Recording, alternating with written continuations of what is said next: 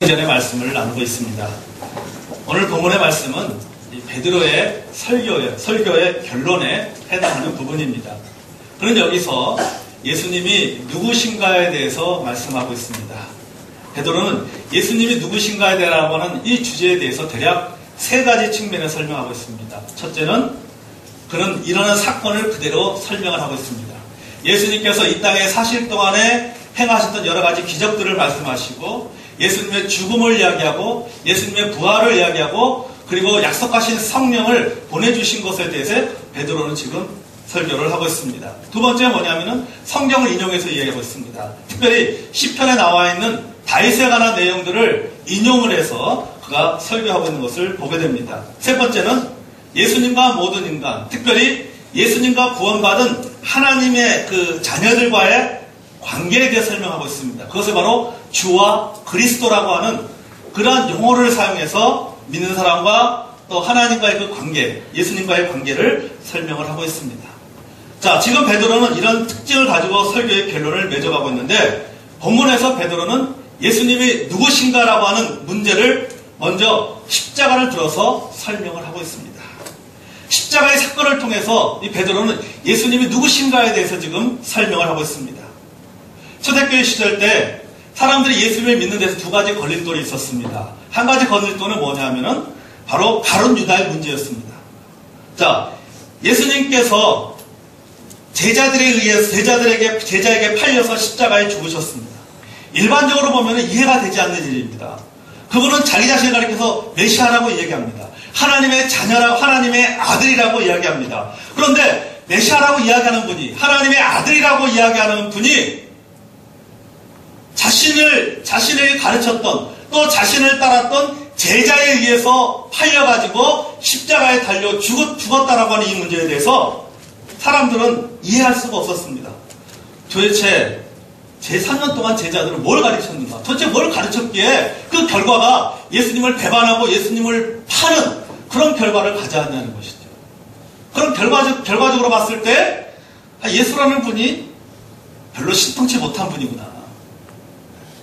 아니, 메시아라고 하면은, 그리고 하나님의 아들이라고 하면은, 그 밑에서 3년 동안 배운 그 제자들도 뭔가 예수님을 절대적으로 추장하고 따라야 되는데, 그게 아니라, 어떤 제자들은 예수님을 피해서 도망가고, 또 어떤 제자는 예수님을 팔았다고 하는 이 문제에 대해서 사람들 일반적인 상식으로는 이해가 되지 않는 거예요. 어떻게 그런 일이 있을 수가 있냐는 거죠. 하나님의 아들이라고 하는 분이 이해가 되지 않는 것입니다. 자, 그래서 어떤 의미에서 이 가룟 유다의 문제를 해명하지 못하면은 사람들에게 예수님에 대해서 전하는 것, 복음을 전하는 것에 대한 어려움이 있었기 때문에 초대교회 그 성도들은 이런 문제를 놓고 고민했습니다. 이 가룟 유다의 문제에 대해서 우리가 어떻게 사람들에게 해명을 할 것인가, 어떻게 이야기할 것인가. 자, 그래서 베드로가 마가의 다락방에 사람들이 모였을 때 제일 먼저 한 얘기가 뭐예요? 제일 먼저 한 얘기가 바로 가룟 유다에 대해서 이야기했어요. 다른 얘기를 한 것이 아니라 가룟 유다의 문제에 대해서 얘기했습니다. 베드로가 뭐라고 얘기합니까? 가룟 유다는 성경의 말씀대로 제 곳으로 갔다. 그리고 이것은 우연한 사건이 아니라 성경 말씀대로 이루어진 것이다. 가룟 유다의 문제에 대해서 궁금해하는, 또 그것에서 많은 어려움이 있었는데 그것에 대해서 베드로는 성경을 통해서 그것을 해석해 주었다는 것입니다. 이것은 우연한 사건이 아니라 이미 계획되어진 사건이다. 그리고 그런 성경의 말씀대로 자기가 갈 곳을 갔다라고 해서 성경을 통해서 가룟 유다의 문제를 사람들에게 해결해 준 것을 우리가 본문을 통해서 알게 됩니다. 또 하나의 걸림돌은 뭐냐면 십자가의 문제였습니다. 왜 하필이면 예수님께서 그 끔찍한 십자가에 달려 죽으셨냐 하는 것이죠. 그것을 단순히 희생이라고 하는 단어로 설명하기에는 좀 부족하다는 것입니다. 그런데 십자가라고 하는 것은 아주 끔찍한 범죄, 아주 흉악무도한 죄를 범한 사람이 달려서 죽는 그 형벌의 도구가 바로 십자가입니다. 근데 그 십자가에 누가 달리신 거예요? 예수님이 달리셨다고 하는 것입니다. 그 말은 다른 말로 하면 뭐예요? 예수님도 흉악무도한 죄인에 불과하다고 하는 것이죠. 이것을 희생이라고 하는 단어로 설명하기에는 일반적인 사람들이 생각하기에 그것이 이해가 되지 않는 거라는 사실이죠. 그렇게 죽으신 예수님을 위해서 그 예수님을 메시아로 주님으로 섬긴다고 하는 것이 보통 어려운 일이 아닙니다. 그래서 오늘 본문에도 말씀에도 보면은 사도 베드로는 설교 가운데 바로 십자가에 대해서 지금 설명하고 있어요. 예수님께서 십자가에 달리신 그 사건이 어떤 의미를 갖고 있느냐? 그게 바로 오늘 본문의 설교의 내용입니다. 사도 바울은 로마서 1장 16절에 이렇게 말씀하고 있습니다. 내가 복음을 부끄럽게 여기지 않으니 이 복음 모든 믿는 자에게 구원을 주시는 하나님의 능력이 됩니다. 그렇게 말씀하고 있습니다. 자, 이 말씀을 이 사도 바울이 고백한 이 말씀을 다 그 깊어서 이해할 수는 없겠지만은 그러나 적어도 이거 하나만 우리가 짐작할 수 있습니다. 그가 말씀하고 있는 복음, 내가 복음을 부끄럽게 여기지 아니하느냐고는 이 복음이 뭐예요? 바로 십자가라고 하는 사실입니다. 다시 말해서 뭐예요? 나는 십자가를 부끄럽게 여기지 아니한다. 많은 사람들이 저주라고 생각하는 그 십자가에 대해서 나는 부끄럽게 여기지 아니한다. 그것은 모든 믿는 자에게 구원을 주시는 하나님의 능력이다. 십자가에 죽으신 예수님, 내가 그분을 주님으로 모신 일에 있어서 나는 조금도 부끄럽지 아니한다라고 사도 바울을 고백하고 있는 것을 보게 됩니다. 여러분 보세요. 특별히 로마서는 누구를 위해서 쓰여진 겁니다. 누구에 쓰여진 거예요? 로마 사람들을 위해서 쓰여진 거예요. 로마에 있는 교회와 로마에 사는 사람들에 쓰여진 것이 로마서입니다. 자, 로마 사람들은 알고 있었어요. 십자가가 무엇인지 알고 있었어요. 그 십자가 얼마나 끔찍한 처형 도구라는 사실을 알고 있었고, 그 어떤 제목이 있어야지만이 그 십자가에 달려 죽은가에 대해서 그들은 알고 있었어요. 그 로마 사람들을 향해서 사도 바울은 이야기하고 있는 거예요. 내가 너희들이 부끄럽게 여기는 그 십자가를 나는 부끄럽게 여기지 아니한다. 그걸 자랑한다고 얘기하고 있다는 사실입니다. 나가 예수님의 십자가에 돌아가신 그 예수님의 제자가 된 것, 그리고 그 예수님을 믿고 따르고 그 예수님께 나에게 주신 그 사명을 이루어가는 그 일에 대해서 나는 조금도 부끄럽게 여기지 아니한다. 그렇게 자신있게 말씀하고 있는 것입니다. 갈라서 6장 14절을 보면 이렇게 말씀하고 있죠. 내게는 우리 주 예수 그리스도의 십자가 외에는 결코 자랑할 것이 없다. 난 예수 그리스도의 십자가 외에는 결코 자랑할 것이 없다. 여러분, 그가 자랑할 것이 얼마나 많이 있습니까? 그는 최고의 학문을 공부했고 종교적으로 열심을 가졌고 순수한 유대인 혈통이고, 그럼에도 불구하고 자신은 이런 것을 자랑한 것이 아니라 내게서 내가 가장 자랑할 수 있는 것은 바로 뭐냐면 너희들이 가장 저주라고 생각하는 그 십자가에 달려 돌아가신 예수 그리스도 외에는 내가 결코 자랑할 것이 없다. 여러분, 여기서 우리는 매우 중요한 문제를 생각하게 됩니다. 과연 기독교는 누군가 하는 것입니다. 과연 그리스도인은 누군가 하는 것입니다. 여러분, 그리스도인이라면, 기독교인이란 십자가의 의미를 바로 알고 그 십자가의 그 뜻을 받아들이고 십자가를 구원의 유일한 길로 여기는 사람, 십자가를 유일한 구원의 길로 믿는 사람, 그런 사람들이 바로 그리스도인이에요. 여러분, 우리가 진정으로 그리스도인이라고 한다면, 내가 기독교인이라고 한다면 우리는 십자가의 의미를 바로 알아야 됩니다. 그리고 십자가의 그 뜻을 받아들이고 뿐만 아니라 십자가를 통해서만이 유일하게 구원받을 수 있다는 하는 사실을 믿는 저와 여러분이 되기를 바랍니다. 이것이 바로 바른 믿음입니다. 자, 여러분, 베드로가 오늘 본문에 보면은 베드로가 설명하는 이 십자가를 한번 자세히 보십시오. 뭐라고 말하고 있어요? 십자가는 우연한 사건이 아니다. 그렇게 말하고 있어요. 십자가는 우연한 사건이 아니다. 십자가는 우연한 일이 아니라는 것입니다. 어쩌다 이렇게 된 것이 아니라 하나님의 확실한 계획 속에서 되어진 일이다. 그걸 좀 설명하고 있는 거예요.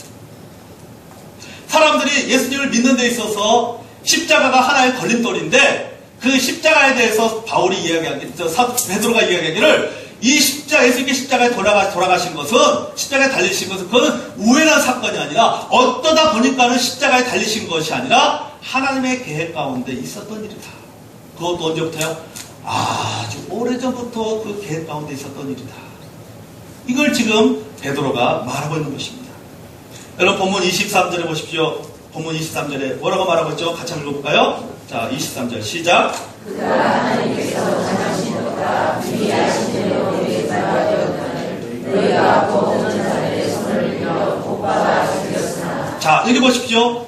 하나님의 정하신 뜻과 미리 아신 대로 내어준 바 되었다. 그렇게 말씀하고 있어요. 이 말은 뭡니까? 하나님의 정하신 뜻과 미리 아신 대로 되었다는 것은 뭡니까? 하나님의 계획 가운데 있었다라고 하는 것이죠. 그것이 우연한 사건이 아니다라고 하는 것입니다. 여러분, 이것이 바로 예수 믿는 사람의 고백입니다. 이것이 베드로의 설교의 내용입니다. 여러분, 십자가는 오래전부터 준비된 일인 것입니다. 베드로는 십자가의 사건을 오랫동안 예언돼서 내려온 것이 오늘 여기까지 이루게 되었다라고 지금 베드로는 그렇게 설명을 하고 있는 것입니다. 결론적으로는 그래요. 베드로가 뭘 말하고 있어요? 십자가는 절대 실패가 아니다. 십자가는 절대 실패가 아니다. 예수님께 도망하시다가 잡히신 것이 아니라 또 피할 도리가 없어서 그만 올무에 걸려서 십자가에 죽은 것이 아니라는 사실입니다. 그래서 뭘 말하는 것이에요? 이 십자가에는 하나님의 구원의 계시가 있다는 거죠. 하나님의 사랑의 계시가 이 십자가에서 나타나고 있다는 것을 강조하는 것입니다. 여러분, 십자가는 우리를 향하는 하나님의 사랑의 표현입니다. 행동입니다. 로마서 5장 6절에서 8절에 보면 이렇게 말씀하고 있어요. 우리가 연약할 때 기약대로 그리스도께서 경건하지 않은 자를 위하여 죽으셨도다. 의인을 위해 죽는 자가 쉽지 않고 선인을 위해 죽는 자가 혹 있거니와 우리가 아직 재현됐을 때 그리스도께서 우리를 위해 죽으심으로 우리에 대한 자기의 사랑을 확증하셨다. 그렇게 말씀하고 있어요. 여기 보십시오. 제 마음에 다가오는 구절이었어요. 우리가 아직 연약할 때에 기약대로 그리스도께서 경건치 않은 자들을 위하여 죽으셨다. 여기 보면 기약대로. 기약대로라는 것이 뭐예요? 계획대로. 예언한 대로. 그러니까 십자가의 사건은 뭐예요? 이거는 우연한 사건이 아니다라고 하는 것이죠. 계획된 대로 죽으셨다라고 하는 것입니다. 그래서 말하기 뭡니까? 그리스도께서 우리를 위하여 죽으심으로 하나님께서 우리에 대한 자기의 사랑을 확증하셨느니라. 표현해 주셨다. 데모스트레이트. 표현해 주셨다. 나타내 보이셨다는 것이죠. 내가 너희를 사랑한다라고 하는 것을 말로만 한 것이 아니라 그것을 내가 십자가라는 그 사건을 통해서 너희들에게 나타내 보여주셨다. 그렇게 말씀하고 있습니다. 여러분, 사랑의 또 다른 면은 희생입니다. 사랑과 희생은 동전의 양면과 같습니다. 사람들이 아주 흔하게 하는 말이 뭡니까? 사랑합니다. 사랑합니다. 아주 보고만 하면은 여러분 사랑합니다라고 얘기합니다. 그러나 사랑은 말로 이루어지는 것이 아니잖아요. 성경도 뭐라고 말하고 있어요? 말과 혀로만 사랑하지 말고 오직 행함과 진실함으로 하자. 그렇게 말씀하셨어요. 그러니까 사랑에는 뭐가 따라야 되는 거예요? 행동이 따라야 되는 거예요. 사랑의 희생이 따라야 된다는 거예요. 사랑한다는 말은 중요하지 않습니다. 문제는 뭐예요? 사랑과 함께 자기 희생이 얼마나 거기에 들어가느냐는 것입니다. 자기 희생이 얼마나 가능하냐? 자기 희생의 정도가 어느 정도냐? 그것이 바로 뭘 결정하는 거예요? 사랑의 질을 결정하는 거예요. 사랑의 정도를 결정하는 거예요. 사랑한다고 하면서 전혀 자기를 희생하지 않습니다. 그것은 사랑이 아니라는 거예요. 자기 희생이 있는 사랑만이 참 사랑이라는 사실입니다. 상대방의 의를 위해서 내 의가 희생하는 것입니다. 상대방을 옳은 사람으로 만들기 위해서 내가 죄인이 되는 것입니다. 상대방을 온전한 사람으로 만들기 위해서 내가 무능한 사람이 되고 무식한 사람이 되는 것입니다. 여러분, 이것이 뭐예요? 이것이 바로 사랑이에요. 이것이 바로 사랑이에요. 여러분, 진정으로 사랑을 해보십시오. 나의 희생은 그렇게 조금도 아깝지 않습니다. 내가 희생하는 것, 내가 수고하는 것 전혀 아깝지 않습니다. 내가 부끄러움 당하는 것, 내가 고생하는 것, 내가 죄인 되는 것, 누명 쓰는 것 조금도 가슴 아프지 않습니다. 여러분, 십자가는 바로 그런 하나님의 사랑, 우리를 향한 하나님의 사랑의 계시가 표현되는 것이 바로 십자가라는 사실입니다. 내가 너를 이렇게 사랑한다는 것을 보여주시기 위해서 예수님께서 십자가에 달려 돌아가신 거예요. 그래서 이 십자가는 복음을 전하는 데 있어서 예수를 믿는 데서 걸림돌이 아니라 그 십자가는 뭐라는 거예요? 우리를 향한 하나님의 자기 사랑의 상징적인 표현이라는 거예요. 그걸 지금 누구한테 말하는 거예요? 유대인들한테 지금 말하는 거예요. 복음을 듣는 사람들에게 말하는 거예요. 너희들이 그렇게 걸림돌이라고 생각하고 너희들이 그렇게 이해가 되지 않는 그 십자가, 그 십자가에 돌아가신 그 예수님은 우연하게 돌아가신 것이 아니라 하나님의 계획 가운데 또 하나님께 너희들을 사랑하셔서 여러분들을 사랑하셔서 그 사랑의 표현으로 예수님께서 십자가를 돌아가신 것이다. 그리고 그 십자가를 통해서 예수님께서 너희들의 주와 그리스도가 되신 것이다. 이걸 베드로는 지금 설교를 통해서 말씀하고 있습니다. 베드로의 설교의 두 번째는 바로 부활입니다. 예수는 누구신가? 그분은 부활하신 주님이시다. 부활의 증거를 말씀하고 있습니다. 여러분, 예수님께서 예수님께서 지상에서 계실 동안에 큰 권능을 행하셨어요. 병자를 고치셨습니다. 죽은 자를 살리셨습니다. 거친 그 파도를 잔잔케 하셨습니다. 귀신을 쫓아냈습니다. 여러 가지 많은 기적과 이적들을 행했어요. 자, 큰 권능과 기사와 표적을 베푸셨습니다. 그러나 이런 이적을 통해 예수님 메시아됨을 많은 사람들에게 알렸습니다. 이런 기적을 통해서 내가 하나님의 아들이다, 내가 메시아다, 이런 것들을 많이 말씀하셨습니다. 많이 알리셨습니다. 그리고 사람들은 놀랐어요. 죽은 자가 살아나는 것을 보고 놀랐습니다. 병든 자가 고침을 받는 것을 보고 놀랐습니다. 저가 누구에게 파도를 잠잠케 하느냐, 저가 누구에게 속에게 눈을 뜨게 하느냐, 저가 누구에게 앉은 맹인을 일어서게 하면 안 되냐 말이지. 사람들은 예수님께 행하신 그 기적을 보면서 사람들은 놀랐어요. 저가 하나님이다, 저가 메시아다, 저가 위대하신 분이다, 그분은 우리의 주님이시다라고 그렇게 생각했습니다. 그러나 여러분, 예수님께서 이 땅에 행하신 여러 가지 많은 기적들, 그러한 기적들이 예수님이 메시아이신 되심을 보여주는 결정적 증거는 될 수가 없다는 사실이에요. 36절에 그렇게 말씀하고 있죠. 그런즉 이스라엘 온 집은 확신히 알지니 너희가 십자가를 못 박은 이 예수를 하나님이 주와 그리스도가 되게 하셨느니라. 자, 오늘 보면은 예수님께서 부활하심으로 말미암아 저가 우리의 구주가 되셨다라고 하는 것을 증거하셨다라고 베드로는 지금 강하게 지금 이야기를 하고 있습니다. 여러분, 사실 그렇습니다. 부활의 사건 안에서만 기적의 의미가 있는 거예요. 부활의 사건 안에서만 치유가 의미가 있는 거예요. 여러분, 예수님의 부활이 없다라고 한다면은 예수님의 이적 사건, 예수님의 기적, 예수님의 치유가 그것이 뭐 대단하겠습니까? 그것은 임시 방편에 불과합니다. 오병이의 기적으로 5,000명을 먹였습니다. 이 사람들 먹고 나면 내일이면 또 어떻게 돼요? 또 배고파요. 죽은 자를 살렸어요. 살려면 뭐해? 조금 살다가 뭐예요? 다시 죽잖아요. 소경의 눈을 뜨겠습니다. 이 사람 눈 뜨다가 평생 살아요? 언젠가는 죽어요. 언젠가는 죽는 거예요.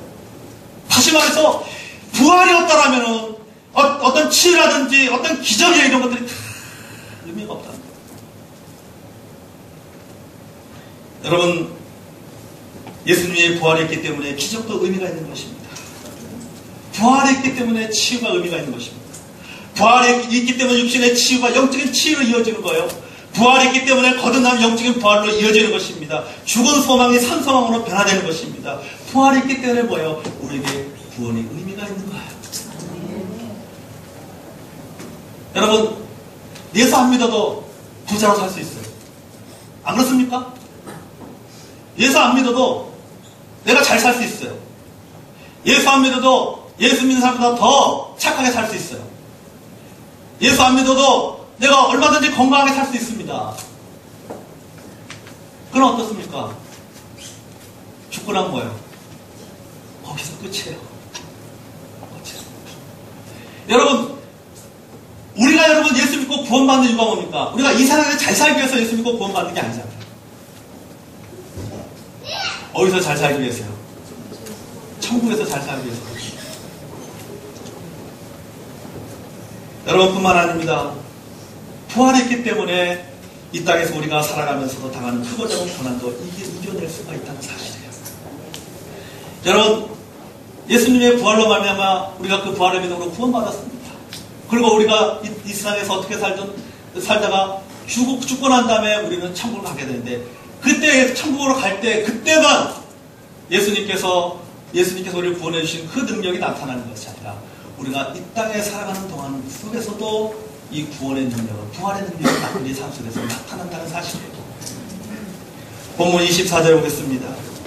하나님께서 그를 사망의 고통에서 풀어 살리셨으니, 그렇게 말씀하고 있어요. 하나님께 그를 사망의 고통에서 풀어 살리셨으니. 여러분, 우리말에 이 고통이라고 하는 이 단어의 헬라어는 오딘이라고 하는 단어입니다. 오딘. 이 오딘이라는 단어의 히브리어 단어는 뭐냐면 헤벨이라고 하는 단어예요. 그래서 이 히브리어 헤벨이라는 단어에서 헬라어로 번역된 단어가 오딘이고, 이 오딘이라는 단어가 우리말로 번역될 때는 고통이라는 단어로 번역이 되는 거예요. 그러면 원래 히브리어 말 헤벨이라고 하는 이 단어의 뜻은 뭐냐? 사냥꾼의 덫이라는 뜻이에요. 사냥꾼의 덫.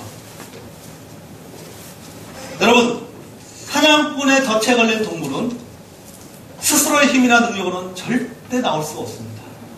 절대 나올 수 없어요. 제가 군대에 있을 때, 제가 이 강원도 화천에서 이 근무를 했는데요. 눈이 오잖아요. 첫눈이 쫙 오고 나면요.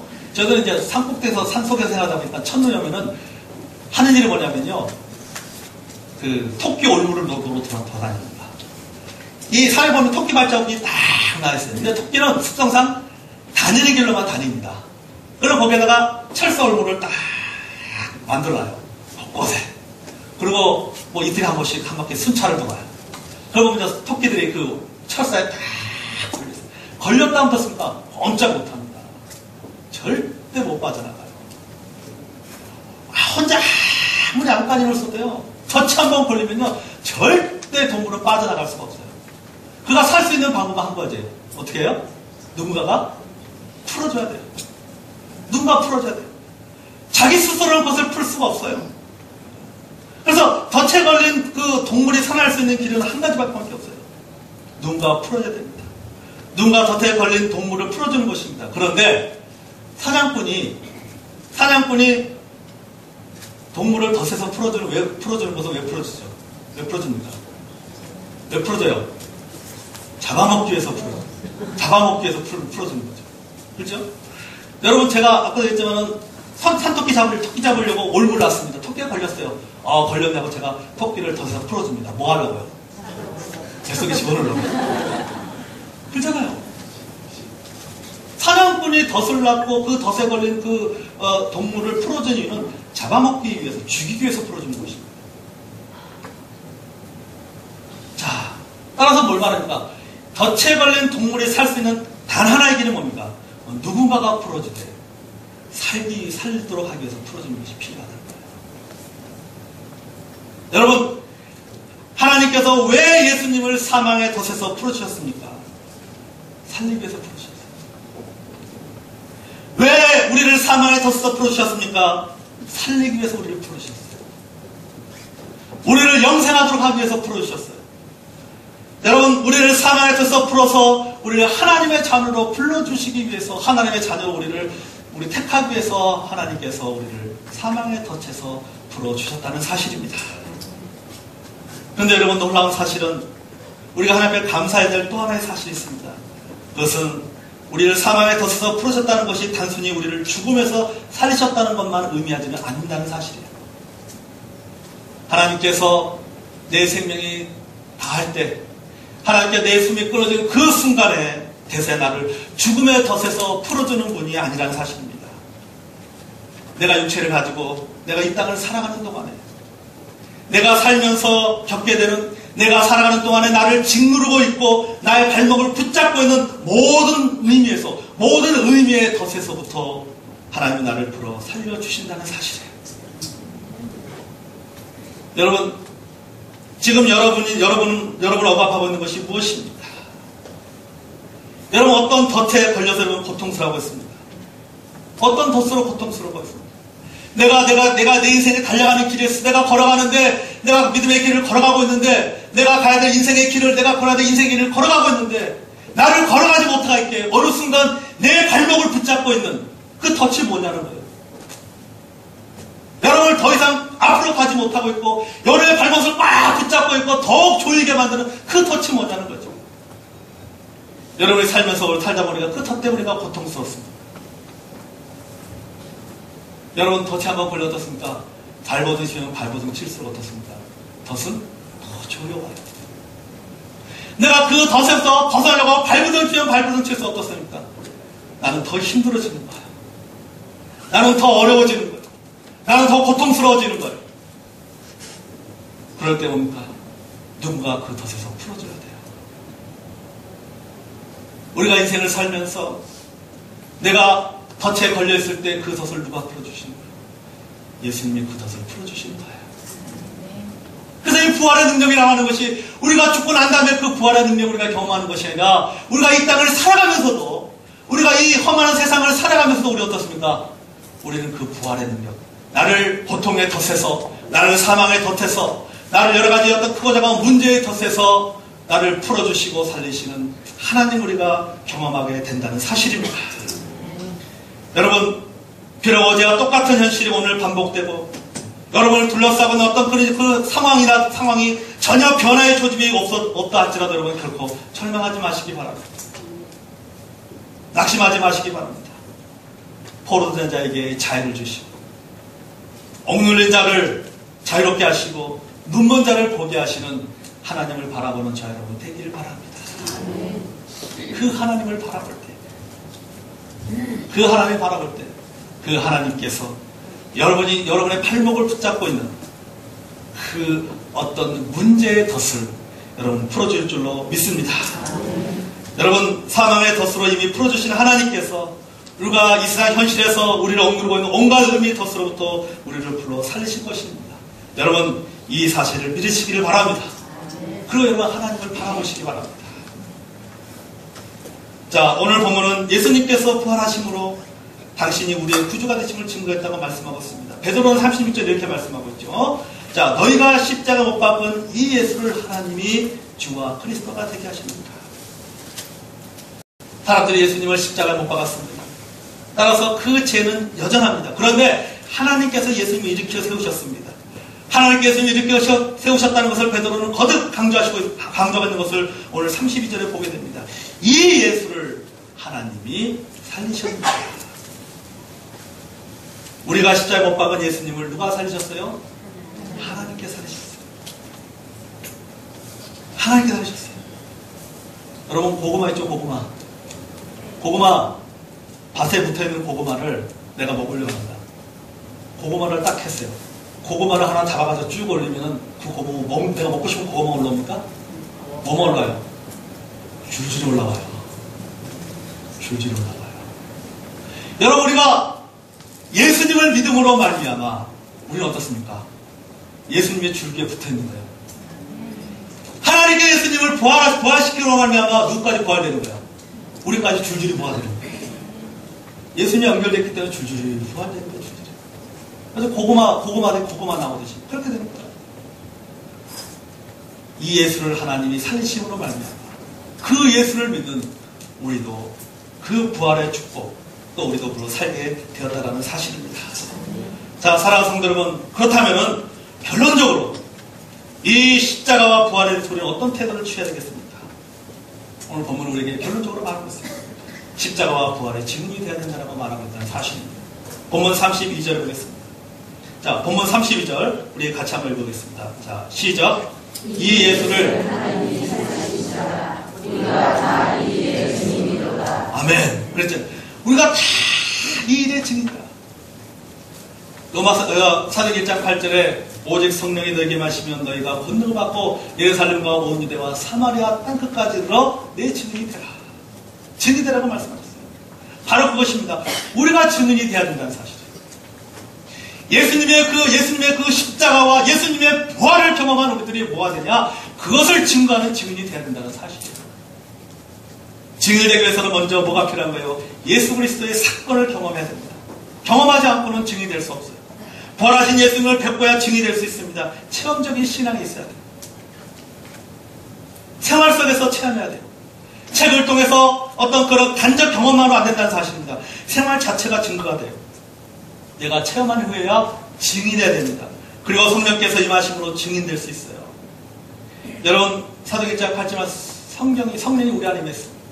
내가 내 증인이 되리라. 하나님이 그리스도의 마음이 우리 마음에 임했습니다. 그리스도의 영이 우리의 마음을 격동시킵니다. 그리스도의 영이 우리에게 믿어지게 만들게 하시고, 우리에게 이해되게 하시고, 우리에게 불을 붙게 하시고, 나아가 증인되게 만드신다는 사실이에요. 우리가 그것을 체험한 사람으로서 우리가 무엇이 해야 됩니까? 우리는 증인이 되어야 된다는 사실입니다. 또한 십자가와 부활을 증언하는 그 증인은 예수님과 운명을 함께할 충성된 증인이 되어야 돼요. 우리는 충성된 증인이 되어야 됩니다. 예수님을 증거하고 예수님께 핍박을 받고 예수님께 죽어도 좋다는 마음이 우리에게 있어야 된다는 사실이에요. 그래야 증인이 될 수 있다는 사실입니다.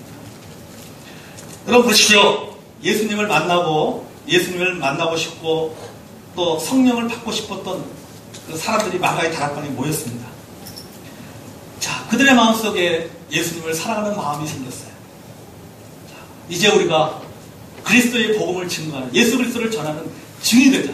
그들이 담대함을 갖고 말하기 시작합니다.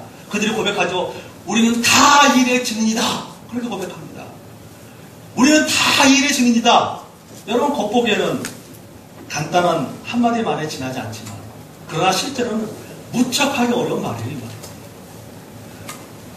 우리가 예수 그리스도의 그런 증인이다. 예수님의 죽으심과 예수님의 부활을 목격하고 예수님의 승자를 목격한 증인이다라고 하는 것을 사람들에게 증언한다는 것이 그 현실적인 상황 속에서는 쉽지가 않습니다. 왜 그러냐면요, 보세요. 자, 이들이, 이 초대교회 성도들이 예수님의 복음을 증거할 그 당시에 아직 죽지 않은 사람들이 있습니다. 예수님을 죽인 대제사장들 살아있잖아요. 종교 지도자들이 살아있습니다. 여전히 세상을 로마가 지배하고 있습니다. 그리고 빌라도가 통치하고 있습니다. 자, 이런 상황 속에서 예수님을 죽인 사람들을 향해서 그들을 정죄하고 그들을 비판하고 예수님의 부활을 전한다고 하는 것은 어떻습니까? 그것은 대단한 용기가 필요한 거예요. 그들이 그거 듣고 가만히 있겠습니까? 여러분, 사도행전을 조금 보면 알겠지만 3장 이후에 보면 어떤 일이 벌어집니까? 그들이 가만히 있지 않잖아요. 붙잡잖아요. 말하지 말라고 얘기하잖아요. 사도행전 4장 20절에 보면 그렇게 고백합니다. 베드로와 요한이 고백하기를 우리는 보고 들은 것을 말하지 아니할 수 없도다. 어려움을 준비해 주고 내가 보고 들은 것을 말하지 아니할 수 없도다. 그럼에도 불구하고 저들은 내가 진리자다라고 하는 것을 목숨을 걸고 나섭니다. 저들은 자신들이 죽는 날까지 예수 그리스도의 복음을 증거하는 것을 보게 됩니다. 증인에게는 충성심이 요구됩니다. 본문의 말씀 보십시오. 29절에 뭐라고 말합니까? 담대하게 말할 수 있는 거지. 담대하게 말할 수 있는 거. 29절, 형제들아, 내가 조상 다윗에 대하여 담대하게 말할 수 있느니 다윗이 죽어 장사되어 그 묘가 오늘까지 우리 중에 있도다. 담대하게 예수님의 부활을 증거하고 있습니다. 그럼 이런 담력이 어디서 나오냐? 29절을 잘 보세요. 형제들아, 내가 조상 다윗에 대하여 담대히 말할 수 있다. 이게 담대히 말할 수 있다. 무엇에 대해서요? 자기들의 조상 다윗에 대해서 내가 담대히 말할 수 있다. 라고 얘기하고 있어요. 자, 이 다윗의 이야기는 어디에 기록되어져 있는 거예요? 성경에 기록되어져 있는 거예요. 다시 말해서 그들이 담대하게 복음을 전할 수 있는 그 담력은 어디서부터 나오는 것입니까? 하나님의 말씀에 대한 확신에서부터 나오는 거예요. 하나님의 말씀에 대한 확신에서 그 담력이 나오는 거예요. 그들은 시편을 어떻게 하면 그들은 성경을 잘 이해하고 있었습니다. 자기가 경험한 것만이 아니라 성경적인 확신을 가지고 있었기 때문에 담력을 가질 수가 있었다는 사실이에요. 여러분, 경험만으로는 부족합니다. 성경적 증거가 있어야 됩니다. 성령 받음으로써 담력이 충분치 못합니다. 성경을 잘 알아야 됩니다. 성경 말씀이 예수님의 부활을 증거하고 있다는 확신이 설 때에 비로소 우리는 담력이 생기고 용기가 생기는 것입니다. 36절에 이렇게 말씀하고 있죠. 다시 한번 읽어볼까요? 결론적으로 36절 읽어보세요. 시작. 그런즉 온 집은 확실히 알지니 너희가 십자가에 못 박은 이 예수를 하나님이 주와 그리스도가 되게 하셨느니라. 아멘. 여러분, 예수는 한 사람의 이름에 불과합니다. 그런데 이 예수를 하나님께서 뭐가 되게 하셨다고요? 주와 그리스도가 되게 하셨다. 그렇게 말씀하세요. 주와 그리스도가 되게 하셨다. 여러분, 히브리 사람들의 입장에서 보면 예수님은 자신들을 위해서 오신 메시아입니다. 그들에게는 메시아로 족합니다. 그러나 이방 사람들에게는요, 메시아라고 하는 이 단어가 문화적으로 별로 반갑지 않은, 그런 이해가 되지 않는 단어예요. 히브리 사람들, 유대인들에게는 메시아라는 단어가 그들의 이해가 되는 단어지만은 이방 사람들에게는요, 로마 사람이든지 헬라스 이런 사람들에게는 이 메시아라는 단어가 이해가 되지 않는 단어예요. 그들이 문화적으로 그렇게 이해할 수 없는 단어예요. 문화적으로. 우리가 그렇잖아요. 우리가 어떤 단어는 미국 사람들은 그 단어를 이해하지만 우리나라는 이해하지 못하는 단어들이 있단 말이죠. 그죠? 똑같은 단어를 써도 그 사람들은 그 단어의 의미를 알지만 우리는 이해하지 못하는 단어들이 있어요. 그러니까 이 메시아라는 단어가 이방 사람들에게는 그 단어가 이해가 되지 않는 단어예요. 유대인들은 그 메시아라는 그 의미를 무슨 의미인지 잘 알고 있었지만 이방 사람들은 잘 알지 못했습니다. 왜냐하면 메시아라는 이 단어는 이 이스라엘 사람들에게는 종교적이고 민족적인 메시아이기 때문에 그런 개념이 있었기 때문에 메시아라는 단어를 잘 알고 있었습니다. 근데 이방 사람들은 잘 그걸 이해하지 못했어요. 그래서 메시아 대신 무슨 단어를 쓰고 있어요? 주와 그리스도가 되게 하십니다. 주와 그리스도가 되게 하십니다. 그래서 여러분 사도행전의 신앙의 고백에서 보면 사도행전 내용을 조금 예수님을 뭐라고 표현합니까? 메시아라고 표현하지 않아요. 예수님 뭐라고 표현하고요? 주라고 표현해요. 주라고 표현합니다. 계속 주라는 말이 나옵니다. 그 전에는 메시아라는 말이 그리스도라는 말이 많이 나왔지만은 사도행전 이후로부터는 주라고 하는 주라는 말이 나옵니다. 그러니까 이방 사람들에게 이 주라는 단어는 굉장히 친근한 단어예요. 자, 주라는 단어, 주하면 생각나는 게 뭡니까? 주인과 노예가 생각이 나는 거예요. 주인과 예수님은 우리의 주다! 라고 하면 그들의 생각하는 게 뭡니까? 아, 예수님은 우리의 주인이시구나. 그게 문화적으로 이해가 되는 거예요. 문화적으로 이해가 되는 거예요.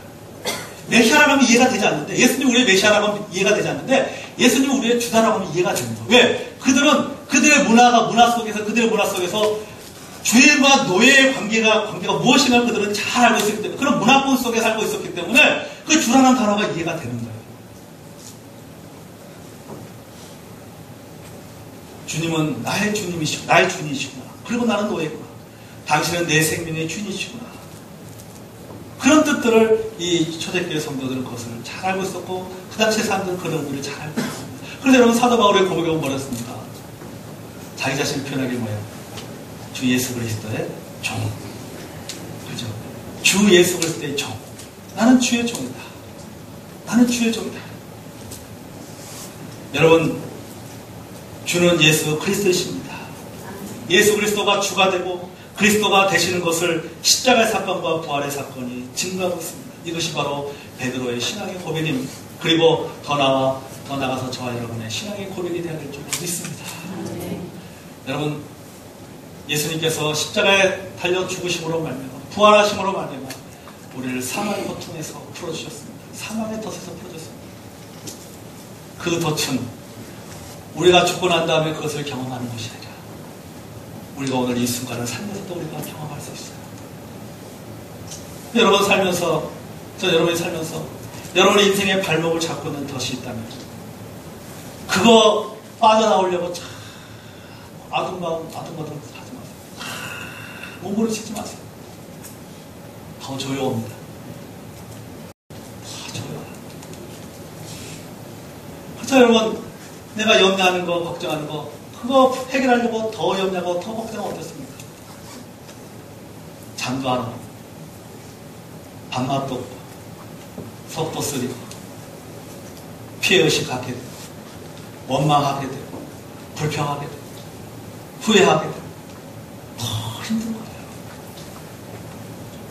한 가지밖에 바뀌었어요. 하나님을 바라보시기 바랍니다. 내 짐을 여호와 앞에 맡겨버리라. 그죠? 내 염려를 다 주께 맡겨버리라. 아무것도 염려하지 말고 오직 모든 일에 기도와 감으로 너희 구할 것을 감사함으로 하나님께 하리라.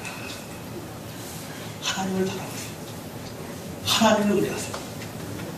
여러분, 하나님께서 해결해 주시고 여러분의 팔목을 붙잡고 있는 그 올무, 그 덫을 하나님께서 풀어줄 줄로 믿습니다.